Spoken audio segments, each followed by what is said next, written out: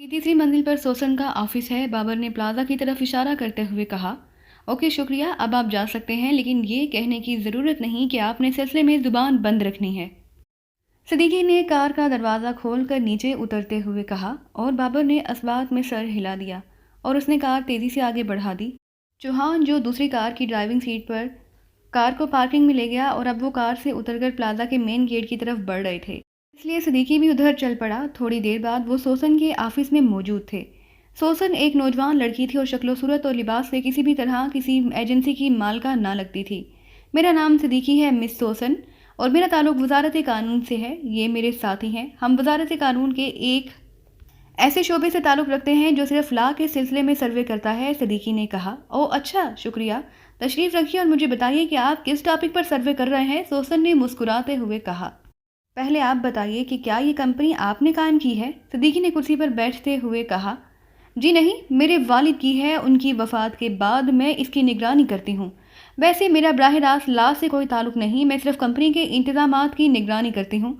सोसन ने जवाब दिया, हमने करमदाद खान से मिलना है और आपको मालूम है कि वो कहाँ है। सिद्दीकी ने कहा तो सोसन बेइख्तियार उछल पड़ी, क्या मतलब, आप तो ला के सर्वे पर हैं, फिर ये करमदाद खान कहाँ से दरमियान में आ गया। सोसन ने हैरत भरे लहजे में कहा, तुम्हारी बेहतरी इसी में है कि शराफत से बता दो कि वो कहाँ है।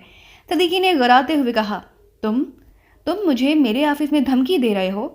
सोसन ने गुस्सीले लहजे में कहा, लेकिन दूसरे लम्हे वो यकलहत उछल कर मेज़ पर से घसीटते हुए सामने कालीन पर एक धमाके से जा गिरी।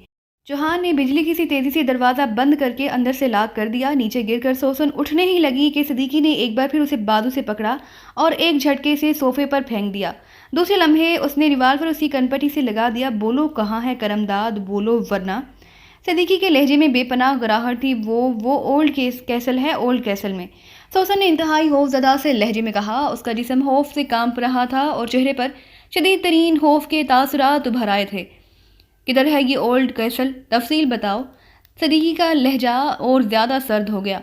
दारुल हुकूमत से शिमाल की तरफ बाहर जाने वाली सड़क पर 28वीं किलोमीटर पर एक साइड रोड मगरिब की तरफ जाती है। ये सड़क एक इंतहाई पुरानी और हस्ता इमारत पर जाकर ख़त्म होती है। उसी का नाम ओल्ड कैसल है। अंदर से ये इमारत शानदार है, जबकि बाहर से इंतहाई हस्ता है। ये करमदाद खान का खास पॉइंट है और वो अक्सर वहाँ जाकर रहता है, और अब भी वो वहीं पर है।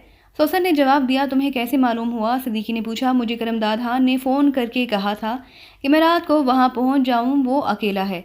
सोसन ने जवाब दिया, इस इमारत में कितने आदमी होते हैं। सिद्दीकी ने पूछा, ये उसकी मर्ज़ी है, बाज़ औक़ात सिर्फ 2 मुलाजिम होते हैं और बाज़ औक़ात कई मुसल्लिह अफराद होते हैं। सोसन ने कहा तो सिद्दीकी ने उसे बाजू से पकड़कर बिठा दिया। फिर उसने रिवाल्वर जेब में रख लिया।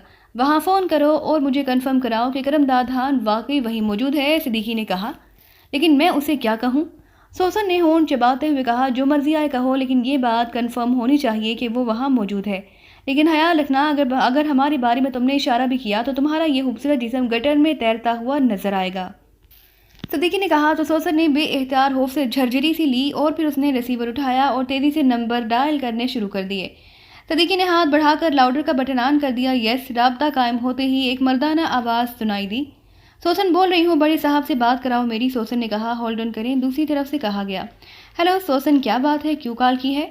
चंद लम्हों बाद एक भारी सी आवाज़ सुनाई दी, करमदाद खान को मैंने ये बताने के लिए कॉल किया है कि मैं आज रात ओल्ड कैसल ना आ सकूँगी। अभी मुझे ग्रेटलैंड से फ़ोन आया है, मेरी एक अहम पार्टी आज शाम पहुंच रही है और मैंने उससे ज़रूरी मुलाकात करनी है। अलबत्ता कल मैं आ सकती हूँ, जिस वक्त तुम कहो। सोसन ने कहा, इस पार्टी से किस वक्त फारिग हो जाओगी तुम। दूसरी तरफ से पूछा गया, हो सकता है रात काफ़ी पड़ जाए। सोसन ने जवाब दिया, जिस वक्त भी फारिग हो आ जाना, मैं तुम्हारा इंतज़ार करूँगा। करमदाद खान ने कहा, ओह अच्छा ठीक है, मैं आ जाऊँगी। मैंने सोचा कि हो सकता है ज़्यादा रात गए तुम वहाँ मेरा आना पसंद ना करो। सोसन ने कहा, नहीं, मैं तुम्हारा इंतज़ार करूँगा। करमदाद खान ने कहा, ओके, मैं जल्द आ जाऊँगा, बल्कि कोशिश करूँगी कि जल्द से जल्द पार्टी से जान छुड़ा लूँ। सोसन ने इस बार संभले हुए लहजे में कहा, ओके। दूसरी तरफ से कहा गया और उसके साथ ही सोसन ने रिसीवर रख दिया। अब तो तुम कंफर्म हो चुके। सोसन ने कहा, हाँ, और अब तुम उठो और हमारे साथ चलो उस ओल्ड कैसल तक। सिद्दीकी ने कहा, लेकिन मैं क्यों। सोसन ने चौंक कर कहा, मैं तुम्हारे फ़ायदे के लिए कह रहा हूँ। हम करमदाद खान से जाकर इससे इस तरह मिलना चाहते हैं कि उसे हमारे बारे में पहले से कोई इल्म ना हो सके। अब इसकी 2 ही सूरतें हैं, या तो हम तुम्हें गोली मार दें ताकि तुम हमारे जाने के बाद उसे फ़ोन करके हमारे बारे में ना बता सको, या फिर तुम हमारे साथ चलो। اس طرح تم زندہ بچ جاؤ گی۔ صدیقی نے جیب سے ایک بار پھر ریوالور نکالتے ہوئے کہا، او میں چلتی ہوں، پلیز مجھے مت مارو، میں تمہارے ساتھ چلنے کے لیے تیار ہوں، سوسن نے خوفزدہ سے لہجے میں کہا، اور اس کے ساتھ ہی وہ اٹھ کھڑی ہوئی۔ تھوڑی دیر بعد صدیقی اور اس کے ساتھی سوسن سمیت اولڈ کیسل کی طرف بڑے چلے جا رہے تھے۔ صدیقی ڈرائیونگ سیٹ پر تھا جبکہ سوسن سائیڈ سیٹ پر اور باقی 7 عقبی سیٹ پر بیٹھے ہوئے تھے۔ تم دراصل کون ہو؟ سوسن نے ڈرتے ڈرتے پوچھا۔ ہمارا تعلق حکومت سے ہے، اس لیے تو تم زندہ نظر آ رہی ہو، ورنہ ہمارا تعلق مجرموں سے ہوتا تو تم ہلاک ہو چکی ہوتی، صدیقی نے جواب دیا۔ لیکن تم کرم دادان کے پاس کیوں جا رہے ہو؟ سوسن نے پوچھا۔ یہ تمہارا دوست جعلی ادویات کے سلسلے میں بہت بڑا مجرم ہے، اس نے پورے ملک میں جعلی ادویات کا جال پھیلا رکھا ہے، ایسا جال جس میں روزانہ سینکڑوں افراد مر جاتے ہیں۔ یہ آدمی صرف چند روپوں کی خاطر بے گناہ لوگوں کا قتل عام کر رہا ہے، صدیقی نے انتہائی نفرت بھرے لہجے میں کہا۔ جعلی ادویات؟ او، کیا واقعی درست ہے یہ بات؟ میں نے تو آج تک اس بارے میں سنا تک نہیں، سوسن نے حیرت بھرے لہجے میں کہا۔ ہاں یہ درست ہے، صدیقی نے کہا، پھر تو یہ شخص قابل نفرت ہے، میں غیر قانونی کام کرنے والوں کو کبھی اچھا نہیں سمجھتی، میرے والد نے ہمیشہ قانون کی خاطر بے شمار قربانیاں دی ہیں، میں تو یہی سمجھتی رہی کہ وہ ادویات کا بہت بڑا امپورٹر ہے اور بس، سوسن نے کہا۔ اگر تم واقعی نفرت کرتی ہو تو پھر تم کرم دادان تک ہمیں آسانی سے پہنچا سکتی ہو، صدیقی نے کہا۔ وہ کیسے؟ سوسن نے چونک کر کہا، ظاہر ہے وہاں کے لوگ تمہیں جانتے ہوں گے، اس لیے وہ تمہیں اور تمہارے ساتھ ہمیں اندر جانے دیں گے، ورنہ ظاہر ہے ہمیں نہ جانے کتنا مقابلہ کرنا پڑے، صدیقی نے کہا۔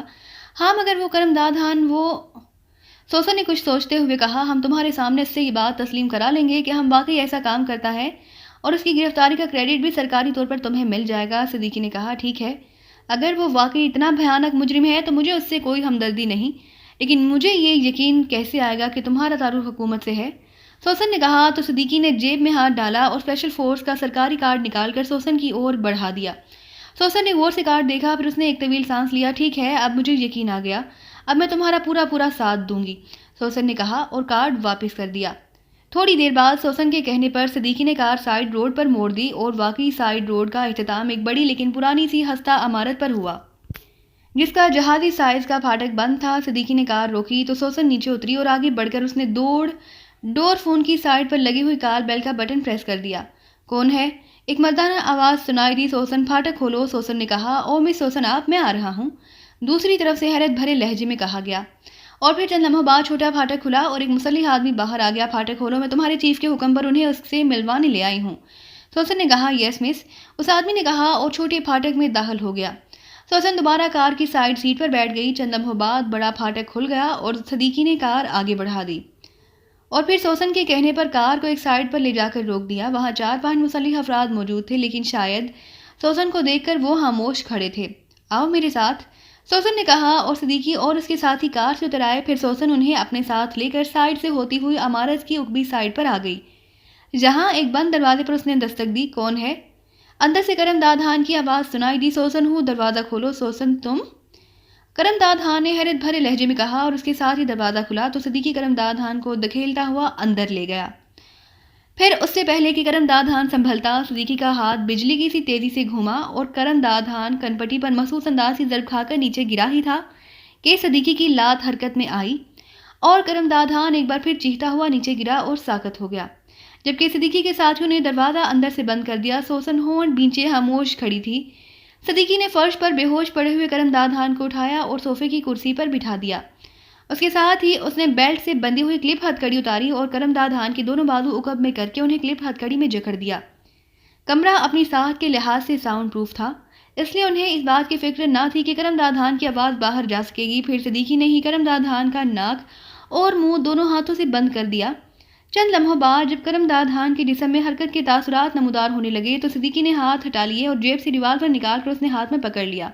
تم بیٹھ جاؤ سوسن، ابھی تمہیں خود معلوم ہو جائے گا کہ کرم دادان کا اصل چہرہ کیا ہے، صدیقی نے سوسن سے کہا تو سوسن سر ہلاتے ہوئے ایک طرف کرسی پر بیٹھ گئی۔ چند لمحوں بعد کرم دادان نے کراہتے ہوئے آنکھیں کھولی اور پھر لاشعوری طور پر اٹھنے کی کوشش کی، لیکن بندے ہونے کی وجہ سے وہ نہ اٹھ سکا۔ کون ہو تم؟ کون ہو تم؟ سوسن، یہ سب کیا ہے؟ یہ کون ہے؟ کرم دادان نے حیرت بھرے لہجے میں پوچھا۔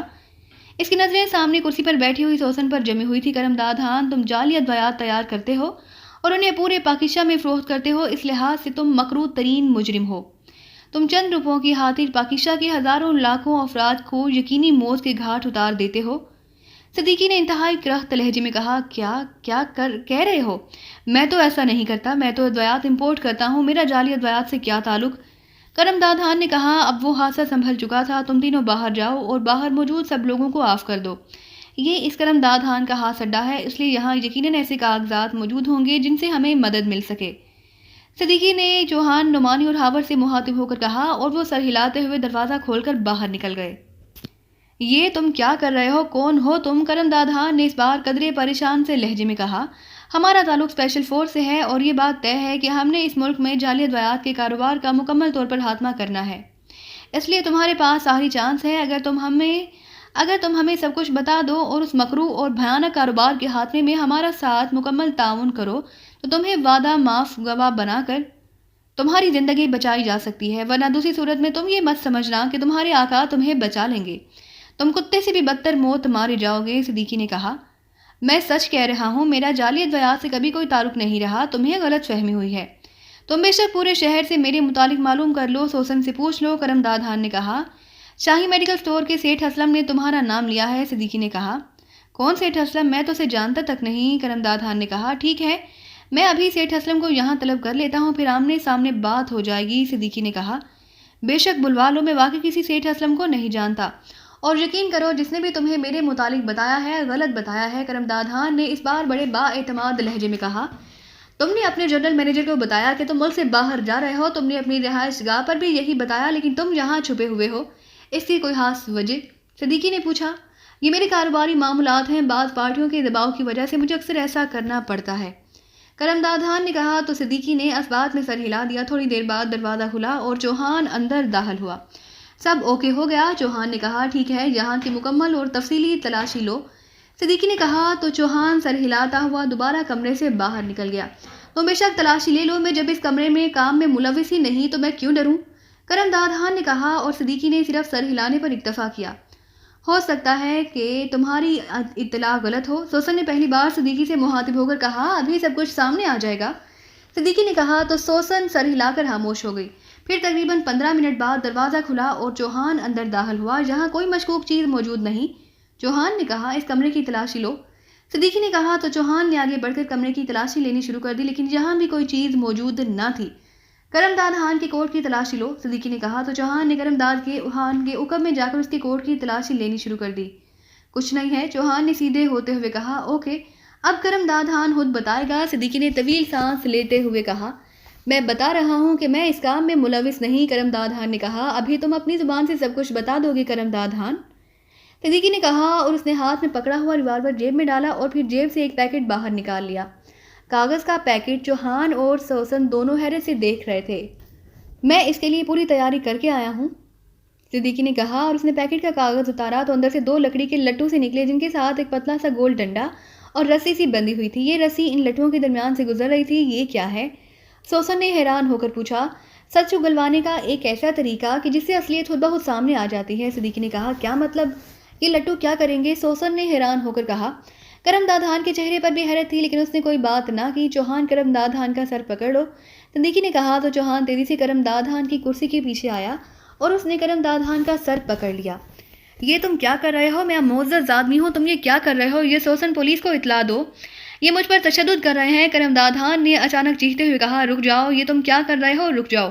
سوسن نے یکلخت اٹھ کر کھڑے ہوتے ہوئے کہا، بیٹھ جاؤ سوسن، ورنہ نہیں، تم تشدد کر رہے ہو اور یہ غیر قانونی ہے، سوسن نے کہا تو صدیقی یکلخت مڑا اور دوسرے لمحے سوسن چیختی ہوئی اچھل کر فرش پر جا گری۔ صدیقی کا ہاتھ گھوما تھا اور سوسن کی کنپٹی پر لگنے والی ضرب نے اسے اچھال دیا تھا۔ نیچے گرتے ہی اس نے چیختے ہوئے اٹھنے کی کوشش کی، لیکن دوسرے لمحے صدیقی کی لات حرکت میں آئی اور سوسن دوبارہ گری اور اس کا جسم بے حس و حرکت ہو گیا۔ یہ تم نے کیا کر دیا؟ تم نے سوسن کو ہلاک کر دیا، کرم دادان نے چیختے ہوئے کہا۔ یہ صرف بے ہوش ہوئی ہے، صدیقی نے کہا، اور ایک بار پھر مڑ کر اس نے کرم دادان کی دونوں کنپٹیوں پر لٹوؤں کو رکھ کر رسی کو اس کے سر اور پیشانی کے گرد لپیٹ کر ڈنڈے کو اس کی پیشانی کے سامنے رکھ کر اسے ڈنڈا پکڑ کر گھمانا شروع کر دیا۔ جیسے جیسے ڈنڈا گھومتا رہا، رسی کرم دادان کے سر کے گرد ٹائٹ ہوتی گئی۔ بس اب چھوڑ دو اس کا سر، صدیقی نے چوہان سے کہا تو چوہان پیچھے ہٹ گیا۔ اب تمہاری زبان سب کچھ اگل دے گی کرم دادان، صدیقی نے کہا تو، اور اس کے ساتھ اس نے ڈنڈے کو مزید گھمایا تو کرم دادان نے بے اختیار اٹھنے کی کوشش کی، لیکن اس سے اٹھا ہی نہ گیا۔ दूसरे लम्हे اس کے حلق سے بے احتیاط چیخیں نکلنے لگی. اس کا چہرہ تکلیف کی شدت سے بری طرح بگڑ گیا. صدیقی آہستہ آہستہ ڈنڈا گھماتا جا رہا تھا اور کن پٹیوں پر موجود لکڑی کے لٹوؤں کا دباؤ بڑھتا جا رہا تھا. کرمداد خان کی حالت دیکھنے والی ہو گئی. اس کا چہرہ پورا پسینے سے ڈوب گیا. اس کا جسم اس طرح ہل رہا تھا جیسے پورا جسم راشے کی زد میں آ گیا ہو. اس کے حلق سے مسلسل کربناک چیخیں نکل رہی تھی. اس کی آنکھیں ابل کر حلقوں سے باہر کو آ گئی. پھر اس کا منہ کھلا لیکن اس کے حلق سے آواز نکلنی بند ہو گئی. پھر اس کی آنکھیں بند ہو گئی اور جسم ڈھیلا پڑ گیا. صدیقی نے ڈنڈے کو تھوڑا سا واپس گھمایا اور پھر لٹوؤں کو کرمداد خان کے سر سے علیحدہ کر کے ایک طرف رکھ دیا. کیا ہوا؟ چوہان نے پوچھا. بس اتنا ہی کافی ہے. اب اس کا خوف ہی اس کی زبان کھول دے گا. تم پانی لے آؤ، صدیقی نے مسکراتے ہوئے کہا. چوہان سر ہلاتا ہوا ایک طرف رکھے ہوئے ریفریجریٹر کی طرف بڑھ گیا. اس نے ریفریجریٹر کھولا. اس میں شراب کی بوتلیں موجود تھیں، البتہ نچلے خانے میں پانی کی 2 بوتلیں بھی پڑی ہوئی تھیں. شاید شراب میں پانی ملانے کے لیے ان بوتلوں کو یہاں رکھا گیا تھا. چوہان نے ایک بوتل اٹھائی اور ریفریجریٹر بند کر دیا. نعمانی اور ہاور باہر کیا کر رہے ہیں؟ صدیقی نے چوہان کے ہاتھ سے پانی کی بوتل لیتے ہوئے پوچھا. وہ پہرا دے رہے ہیں، کوئی اچانک آ سکتا ہے، چوہان نے کہا اور صدیقی نے اسبات میں سر ہلا دیا. پھر اس نے بوتل سائڈ ٹیبل پر رکھی اور دونوں ہاتھوں سے کرمداد خان کا ناک اور منہ بند کر دیا. چند لمحوں بعد جب اس کے جسم میں حرکت کے تاثرات نمودار ہوئے تو اس نے ہاتھ اٹھائے اور بوتل کا ڈھکن کھول دیا. چند لمحوں بعد جیسے ہی کرمداد خان کو ہوش آیا اور اس کا منہ چیخنے اور کراہنے کے لیے کھلا تو صدیقی نے اس کے منہ سے پانی کی بوتل لگا دی اور کرمداد خان نے پیاسے اونٹ کی طرح گٹاگٹ پانی پیتا چلا گیا. جب آدھی سے زیادہ بوتل خالی ہو گئی تو صدیقی نے بوتل ہٹا لی. یہ انتہائی خوفناک عذاب ہے، خدا کے لیے ایسا مت کرو، میں بے گناہ ہوں، کرمداد خان نے رو دینے والے لہجے میں کہا. اس کا مطلب ہے کہ دوبارہ یہ کام کیا جائے، اس بار پچھلے سے زیادہ تکلیف ہوگی. صدیقی نے سرد لہجے میں کہا اور ایک طرف رکھے ہوئے لٹو اٹھا لیے. رک جاؤ، میں اب برداشت نہیں کر سکتا، میرا ذہن پھٹ رہا ہے. کیا تم واقعی مجھے وعدہ معاف گواہ بنا لو گے؟ کرمداد خان نے صدیقی کو دوبارہ لٹوؤں کو اٹھاتے دے کر ہذیانی انداز میں چیختے ہوئے کہا. ہاں وعدہ رہا، لیکن شرط یہی ہے کہ مکمل اور کھل کر تعاون کرو. سب کچھ بتا دو، صدیقی نے انتہائی سنجیدہ لہجے میں کہا. میں بتائے دیتا ہوں، یہ تو موت سے بھی زیادہ خوفناک عذاب ہے. میں بتا دیتا ہوں، سنو میں بتا دیتا ہوں، کرمداد خان نے کراہتے ہوئے کہا. چوہان اس سوسن کو ہوش میں لے آؤ تاکہ یہ بھی سن لے، ورنہ یہ بھی بے موت ماری جائے گی. صدیقی نے سامنے کرسی پر بیٹھتے ہوئے چوہان سے کہا. لٹو ابھی تک اس کے ہاتھ میں تھے اور چوہان تیزی سے آگے بڑھا اور اس نے جھک کر فرش پر پڑی ہوئی سوسن کا منہ اور ناک دونوں ہاتھوں سے بند کر دیا. چند لمحوں بعد جب سوسن کے جسم میں حرکت کے تاثرات پیدا ہوئے تو چوہان نے ہاتھ ہٹائے اور پھر بازو سے پکڑ کر سوسن کو گھسیٹ کر اس نے کرسی پر بٹھا دیا.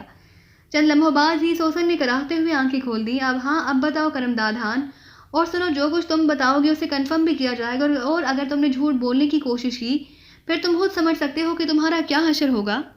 صدیقی نے کہا. پانی مجھے پانی دو، میرا دل ڈوب رہا ہے. سوسن کی آواز سنائی دی تو چوہان نے پانی کی بوتل جس میں آدھی سے زیادہ پانی موجود تھا اٹھا کر سوسن کے منہ سے لگا دی اور سوسن نے گٹاگٹ پانی پینا شروع کر دیا. تم بات جاری رکھو، تم کیوں خاموش ہو گئے؟ صدیقی نے کرمداد خان سے کہا. میں اس میں سوسن کا بھی کردار ہے، اس لیے میں چاہتا ہوں کہ سوسن پورے ہوش و حواس میں رہ کر میری بات سن لے. کرمداد خان نے کہا تو صدیقی بے احتیاط چونک پڑا. کیا مطلب؟ کیا سوسن بھی جعلی ادویات میں ملوث ہے؟ صدیقی نے کہا. نہیں، لیکن اس کی وجہ سے میں اس دھندے میں ملوث ہوا ہوں. کرمداد خان نے کہا. کیا کہہ رہے ہو؟ کیا تم واقعی جعلی ادویات کے دھندے میں ملوث ہو؟ سوسن نے انتہائی حیرت بھرے لہجے میں کہا. ہاں، اور سنو، تم نے آج سے 2 سال پہلے میری ملاقات راؤ اخلاق سے کرائی تھی. راؤ اخلاق ویسے تو جاگیردار ہے لیکن دراصل اس کی جعلی ادویات کی فیکٹریوں سے رابطہ ہے. وہ بہرحال بڑے بڑے ڈیلرز کو سپلائی کرتا ہے. اس نے مجھے اس کام پر لگا دیا اور پھر اس کے ذریعے میں نے اپنا علیحدہ نیٹ ورک قائم کر لیا. کرمداد خان نے کہا. لیکن راؤ اخلاق کو تو مرے 1 سال ہو چکا ہے. سوسن نے کہا. تو صدیقی ایک بار پھر چونک پڑا. ہاں، لیکن اس دھندے میں اس کی وجہ سے ہی میرا آنا ہوا. کرمداد خان نے کہا. اب تمہیں مال کون سپلائی کرتا ہے؟ صدیقی نے کہا. راؤ اخلاق کی موت کے 1 ماہ بعد سپلائی بند رہی. پھر ایک روز ایک فون آیا کہ کوئی صاحب بول رہے ہیں. انہوں نے اپنا نام سراسم بتایا. انہوں نے راؤ اخلاق کا حوالہ دیا اور بتایا کہ راؤ اخلاق ان کا مال سپلائی کرتے تھے. راؤ اخلاق کی وفات کے بعد اب انہوں نے براہ راست مال سپلائی کرنے کا فیصلہ کر لیا ہے. چنانچہ انہوں نے مجھے پاکیزہ دارالحکومت اور اس کے ارد گرد کے چند علاقوں کی ایجنسیاں دے دیں اور مال ایک بار پھر براہ راست سپلائی ہونے لگا. اور اب تک ہو رہا ہے. کرمداد خان نے کہا. کس طرح؟ تفصیل بتاؤ. صدیقی نے پوچھا. ادویات کی ایک مشہور کمپنی ہے جس کا نام اومیگا ٹریڈرز ہے. اس کا کام پورے ملک میں ادویات کی ان فیکٹریوں سے سول ایجنسی تک سپلائی ہے. صرف سپلائی کا کام کرتی ہے یہ ایجنسیاں. اس کے اپنے بڑے بڑے ٹرک ہیں. میرا جو مال غیر ملکوں سے آتا ہے اس کی سپلائی کا ٹھیکہ بھی انہی کے پاس ہے. ان کا سپلائی کیا ہوا بڑا نیٹ ورک ہے جہاں جعلی ادویات کی پیٹیاں بھی اسی کمپنی کے ذریعے آتی ہیں. ان کے لیے ہم نے علیحدہ گودام بنائے ہوئے ہیں، مال ان گوداموں میں بھیج دیا جاتا ہے اور پھر وہاں سے ہمارے آدمی میڈیکل اسٹوروں پر ان کی ڈیمانڈ کے مطابق سپلائی کرتے ہیں۔ ہمیں بل موصول ہو جاتے ہیں، یہ علیحدہ بل ہوتے ہیں، ان پر جان بچانے والی خصوصی ادویات کے نام لکھے ہوئے ہیں، انہیں اسپیشل بل کہا جاتا ہے، اور رقم ہم ان بلوں کے مطابق پاکشہ بینک کی مین برانچ میں ایک اکاؤنٹ میں جمع کرائے دیتے ہیں۔ کرم دادھان نے کہا، ان جعلی ادویات کو تیار کرنے کی فیکٹریاں کدھر ہیں؟ صدیقی نے پوچھا۔ مجھے نہیں معلوم، میں نے ایک بار کوشش کی اور سپلائی کرنے والے ڈرائیور سے پوچھ گچھ کی، لیکن اسے بھی پتہ معلوم نہیں تھا۔ اس نے صرف اتنا بتایا کہ یہ مال وہ پاکشہ کے شمال مغرب میں واقع ایک بڑے شہر شان کے گوداموں سے اٹھا کر جہاں سپلائی کرتے ہیں۔ میرے پوچھنے پر اس نے بتایا کہ ان کی کمپنی کا چیف سپروائزر احمد ملک انہیں علم دیتا ہے، حکم دیتا ہے، بس اتنا معلوم ہو سکا۔ کرم دادھان نے کہا، یہ سر عاصم کدھر ہے؟ اس کے بارے میں تفصیل بتاؤ۔ صدیقی نے کہا، صرف ایک دو بار سر عاصم سے فون پر بات ہوئی اور وہ بھی اس نے خود فون کیا تھا اور بس۔ کرم دادھان نے کہا، یہاں تمہارا کون آدمی سارے نیٹ ورک کو سنبھالتا ہے؟ صدیقی نے پوچھا۔ میری کمپنی کے سیلز آفس میں ایک علیحدہ پورشن ہے جس کو ہم اسپیشل سیلز آفس کہتے ہیں، اس کا انچارج اسپیشل سیلز مینیجر کہلاتا ہے، اس کا نام رابرٹ ہے، وہی سارا کام کرتا ہے۔ کرم دادھان نے جواب دیا، تم اس سر عاصم کے بارے میں معلومات چھپا رہے ہو، تمہاری بہتری اسی میں ہے کہ تم سب کچھ سچ سچ بتا دو۔ صدیقی نے کہا، میں نے جو کچھ بتایا وہ سب سچ ہے، اس سے زیادہ میں کچھ نہیں جانتا۔ کرم دادھان نے کہا، پاکشہ میڈیکل اسٹور کے مالک کو کس نے گولی مروائی تھی؟ صدیقی نے پوچھا۔ میں نے، اس نے مجھے براہ راست بات کی تھی، اس نے مجھے بلیک میل کرنے کی کوشش کی، میں نے رابرٹ سے بات کی اور اسے گولی مار دی گئی، بلکہ اس کا اسٹور بھی جلا دیا گیا تاکہ مال انٹیلیجنس نہ پکڑ سکے، رابرٹ ہی یہ سارے دھندے کرتا ہے۔ کرم دادھان نے کہا، لیکن وہ سیٹھ اسلم بھی تمہارے بارے میں جانتا ہے، اور اب بقول تمہارے اس چھوٹے سے میڈیکل اسٹور کے مالک نے بھی تم سے براہ راست بات کی، اس کا تو مطلب ہے کہ وہ سب یہ بات جانتے ہیں کہ تم اس کام میں پوری طرح ملوث ہو، جبکہ تم نے یہ بات بتائی ہی نہیں۔ اس سے تو یہی پتہ چلتا ہے کہ تمہارا بظاہر اس کاروبار میں کوئی تعلق نہیں، حتیٰ کہ سوسن تک یہ بات نہیں جانتی۔ اس طرح تو تمہاری انہی باتوں میں واضح تضاد موجود ہے، صدیقی نے کہا۔ تو دوستو، یہ تھی ہماری آج کی کہانی۔ امید کرتے ہیں کہ آپ کو یہ ویڈیو پسند آئی ہوگی، لیکن جانے سے پہلے ہماری ویڈیو کو کیجیے لائک اور شیئر کرنا مت بھولیے، اور اسی کے ساتھ کومنٹ کر کے ہمیں بتائیے کہ آپ کو یہ کہانی کیسی لگی، اور اگر ابھی تک آپ نے